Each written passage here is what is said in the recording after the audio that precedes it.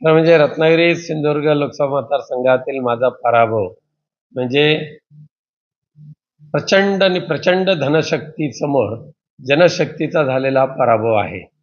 त्यामुळे वाईट जरी वाटलं तर सुद्धा ही दुष्प्रवृत्ती ह्या सिंधुदुर्ग आणि रत्नागिरी जिल्ह्यामध्ये प्रथमच आली.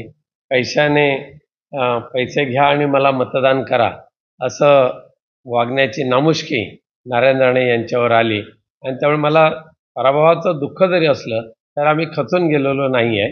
यापुढे सुद्धा रत्नागिरी सिंधुदुर्ग सहित पूर्ण महाराष्ट्रामध्ये शिवसेना पक्षाच्या वतीने कार्यरत आहेत आणि भविष्यामध्ये सुद्धा ही सेवा कोकणवासियांची कायम राहणार आहे.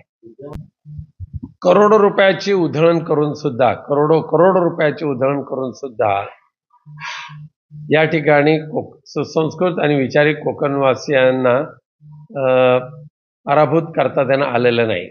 मला जे मतदान मिळालेलं आहे फक्त माझ्याकडे 48,000 मतं कमी मिळालेली आहेत अख्ख्या मतदारसंघामध्ये. परंतु पैशाचा वाटप केलेल्याचा जो आकडा जो समोर येतोय तो पाहिल्यानंतर किमान 100 कोटी रुपयेच्या आसपास काही उमेदवारांनी खर्च केलेले आहेत या मतदारसंघामध्ये, अशा पद्धतीची बातमी आहे.